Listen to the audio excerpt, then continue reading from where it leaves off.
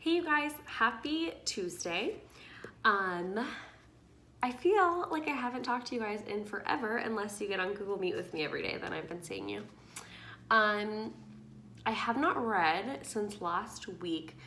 There were a lot of you who were behind, so I'm hoping that kind of giving you the weekend plus the extra days helped you get a little bit more caught up with the book.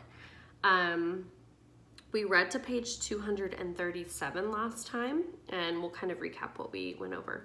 But I wanted to give you a couple updates. One, more just a reminder that packet pickup is at JJ on Thursdays. I did start posting the packet on Google Classroom. So if you just want to look at it and you want to do it on your own piece of paper instead of having it printed out, then you can just look at it on the Google Classroom. Or if you have a printer at home and you want to print it yourself. Or if your parents are working and for whatever reason you just can't get to JJ on Thursdays, then it's still there and you can look at it that way. I'm gonna start incorporating the packet into our YouTube videos a little bit. So it would be helpful if you at least have it. You don't have to necessarily do all of it. Again, nothing is mandatory. This is just to help you guys. But I wanna pull some pieces of that into our YouTube video. Also, if you need a device at home, Chromebook pickup is going to be at JJ tomorrow, Wednesday. So make sure that you tell mom or dad, whoever, to check their email because all of the details about what time you're supposed to come and what that looks like should be in their email. And they should have also gotten a phone call about it. We have 4 days left of the one and only Ivan, so that's kind of why I did that little break because we're gonna read today, Tuesday, tomorrow, Wednesday, then Thursday and Friday, and then Friday we'll be done with the one and only Ivan. So this coming Monday, we'll be starting a new book, and then that's when I'll start doing additional lessons in our YouTube videos. That way we're not just reading. I think that is kind of it. Oh, Google Meet. As always, I'm on, remember, Monday through Friday from 10 to 11, but it will be changing a little bit. The time will still be 10 to 11, but there's going to be a schedule. So there's going to be certain days and times that you are supposed to get on and other times that you're not. That way I can help different people with questions about YouTube, whatever we're reading, or the JJ packets or anything else, Khan Academy, anything on Google Classroom. So make sure you ask your parents what your scheduled day and time is. That way you're not interrupting other people when they're on Google Meet. I'm hoping that'll be a little bit easier. That way I can actually help you guys instead of just having everybody on. And then there will still be times for us to just hang out. That way I can still hang out and see you guys because I know some of you like to hop on just to say hi and chat. So I think that's all now. Last week when we were reading the one and only Ivan, they had put Ivan's pictures up on the billboard. They were starting to get more of a crowd. There were these protesters. We got some visitors, remember? And we left off where Mac gets that piece of paper from the visitor that was like kind of checking them all out. Remember they were doing the check boxes they were saying. And the man gives Mac the piece of paper, and then Mac covers his face, and then he goes to the office and slams the door.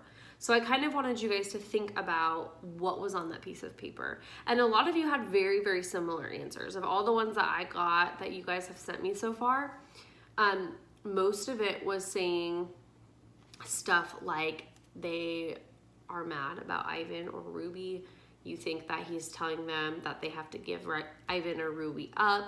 Things like that, that he's in trouble of some sort. So, we're gonna keep reading today. We're gonna read to page 251 if you're following along in a hardcover book. And without further ado, let's get started. This section that we're starting with is called New Box. So remember, literally the last line from last week was he goes to his office and slams the door because he just got that piece of paper. It didn't tell us what it was. This chapter or section is called New Box. Something strange is happening. The white-coated woman is back with other humans. They place a large box in the center of the ring. It's ruby-sized. And suddenly, I know why the woman is here. She's here to take Ruby away. So here's this box. So I've been saying that it's the size of Ruby, right? She could fit in there. And Ruby's an elephant, so this is a pretty big box. The woman leads Ruby to the box. She places an apple inside. Good girl, Ruby, she says kindly. Don't be afraid. Ruby inspects the box with her trunk.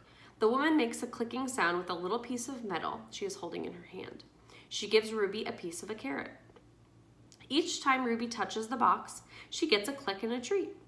Why is she making that clicking noise, I ask Bob. They do that to dogs all the time, Bob says. I can tell he doesn't approve. It's called clicker training. They want Ruby to associate the noise with the treat. When she does something they want, they make that noise. Great job, Ruby, the woman says. You're a quick study. After many clicks and carrots, she takes Ruby back to her cage. Why is that lady giving me carrots when I touch the box? Ruby asks me. I think she wants you to go inside, I explain. But there's nothing inside, Ruby says, except an apple. Inside that box, I say, is the way out. Ruby tilts her head. I don't get it. See the picture of the red giraffe on the box? I think the lady is from the zoo, Ruby. I think she's getting ready to take you there. I wait for Ruby to trumpet with joy, but instead, she just stares at the box in silence. I'm not sure you understand. That box might be taking you to a place where there are other elephants, I say. A place with more room and humans who care about you.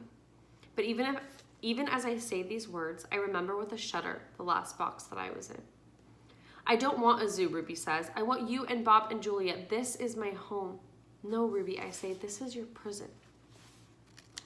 The lady comes again. She brings an animal doctor with an awful smell and a dangerous-looking bag.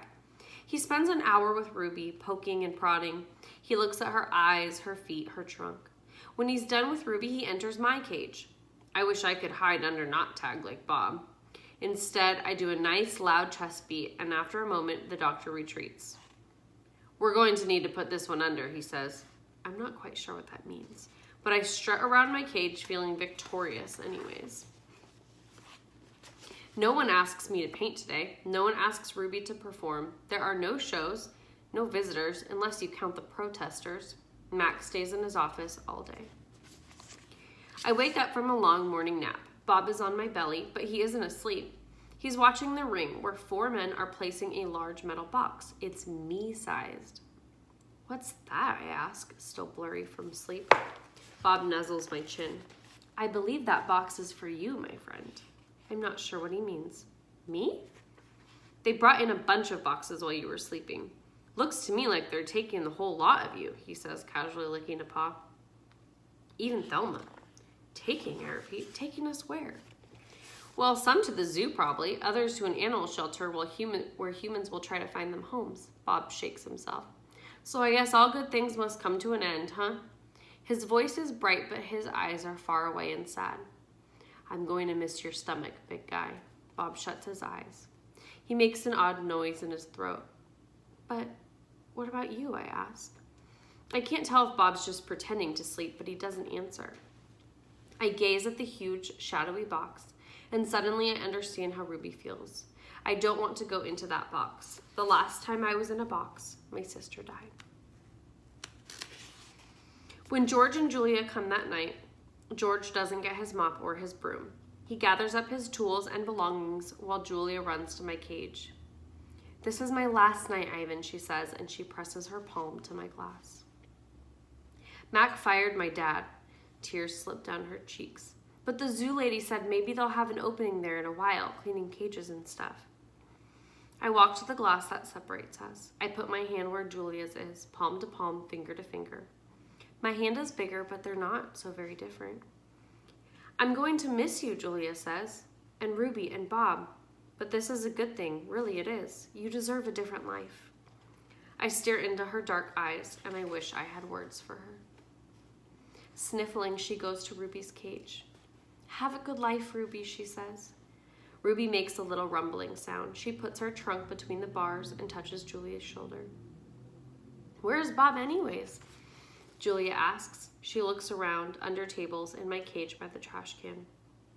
Dad, she calls. Have you seen Bob? Bob? Nope, George says. Julia's brows wrinkle. What's going to happen to him, Dad? What if Max shuts down the whole mall? He says he's going to try to keep it open without the animals, George says. He stuffs his hands in his pockets. I'm worried about Bob too, but he's a survivor. You know what, Dad? Julia gets a gleam in her eye. Bob could live with us. Mom loves dogs, and he could keep her company. And Jules, I'm not even sure I have a job yet. I may not even be able to feed you, let alone some mutt. My dog walking money? Sorry, Jules. Julia nods. I understand. She starts to leave, then she runs back to my cage. I almost forgot. This is for you, Ivan. She slips a piece of paper into my cage. It's a drawing of Ruby and me. We're eating yogurt raisins. Ruby is playing with another baby elephant, and I'm holding hands with a lovely gorilla. She has red lips and a flower in her hair. I look, as I always do in Julia's pictures, like an elegant fellow, but something is different about this drawing. In this picture, I'm smiling. So here's the picture. If you look, you can see Ruby back here with another elephant. And then you see Ivan holding hands with a beautiful gorilla with a flower in her hair. And she's smiling. The door to my cage is propped open. I can't stop staring at it. My door. Open. The giant box has been moved and it's open too. The humans have pushed it up against my doorway. If I walk through my door, I enter their box. The zoo lady, whose name is Maya, is here again. Click. Yogurt raisin. Click. Tiny marshmallow. Click. Ripe papaya. Click. Apple slice. Hour after hour, click after click, I look over at Ruby. She waits to see what I'll do. I touch the box. I sniff the dark interior where a ripe mango awaits. Click, click, click. I have to do it. Ruby is watching me from between the bars of her cage, and this box is the way out. I step inside. After I leave the box and step back into my cage, I get an idea. A good one. I tell Bob he can sneak into my box with me and live at the zoo. Have you forgotten? I'm a wild beast, Ivan, he says, sniffing the floor for crumbs. I am untamed, undaunted. Bob samples a piece of celery and spits it out. Besides, they'd notice. Humans are dumb, but they're not that dumb. So, what do we think? They're getting close to the box. Ivan really wants Ruby to get in her box, right? Because he knows this is her way out of this prison that this circus is for them. And so he is trying to tell her to get into the box. But Ivan is afraid to get into the box himself, right? He says that last time he was in a box was when his sister died, when they were taking him from the jungle. And so he's afraid himself. But now there's a box for Ivan too. They say that it looks like they're gonna take everybody. There's lots of boxes, Bob says, right? But we don't know what's gonna happen to Bob. Bob's just this stray dog. He doesn't really belong to the zoo. He just kind of lives there, or the circus, excuse me. He just kind of lives there. There's not usually dogs at the zoo, is there? Probably not. So we're gonna find out what's happening. Ivan's trying to get himself into the box. He finally gets in there, but he steps out. So I guess we'll find out what happens. Ruby hasn't been in her box yet. We'll have to find out what happens to Bob. I'm excited. We're getting so close to the end. 3 more days of reading. But anyways, I hope you guys had a great weekend. I hope you had a wonderful Easter if you celebrated Easter. I miss you guys. I feel like it's been forever since I've seen you. And I hope you have a great rest of your day. I will see you all tomorrow.